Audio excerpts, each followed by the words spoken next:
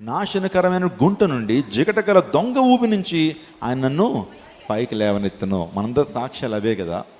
ఒకప్పుడు విగ్రహార్థమైనటువంటి నాశనకరమైనటువంటి గుంటలో మేము ఉన్నాం. జిగటగల దొంగ ఊబి అనేటువంటి పాపంలో మేము జీవించాం. కానీ దేవుడు మమ్మల్ని పైకి లేవనెత్తి, దేవుడు మా అడుగును స్థిరపరిచి క్రీస్తు అనే బండ మీద మన అందరినీ నిలబెట్టాడు. అందరూ దేవునికి స్తోత్రము. హల్లెలూయా, హల్లెలూయా.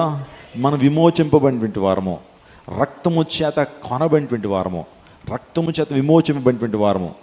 దేవుడు మన మీద ఒక ప్రత్యేకమైన ఉద్దేశాన్ని కలిగి ఉన్నాడు. నువ్వు నా సొత్తు, విలువ పెట్టి నేను కొనుక్కున్నాను అన్నాడు. చెప్పండి, మనందరం ఎవరి సొత్తు? దేవుని సొత్తు. దేవుడట మనందరినీ విలువ పెట్టి కొనుక్కున్నాడట. అందరు బట్టి దేవుడు అంటున్నాడు, భయపడొద్దు, భయపడొద్దు. నువ్వు దేవుని సొత్తు. అందును బట్టి ఆ సొత్తును దేవుడే కాపాడుకుంటాడు. ఆలోచన చేయండి. మన సొత్తు అంటే ఏంటి? మన ఆస్తి కదండి. ఆస్తిని ఏమంటారు? సొత్తు అంటారు.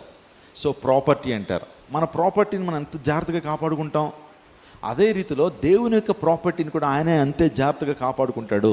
అందును బట్టి 43 యెషయా గ్రంథంలో అంటాడు, నువ్వు నా సొత్తు, నేను విలువ పెట్టి నిన్ను కొని ఉన్నాను, భయపడొద్దు అని ప్రభు మాట్లాడుతున్నాడు.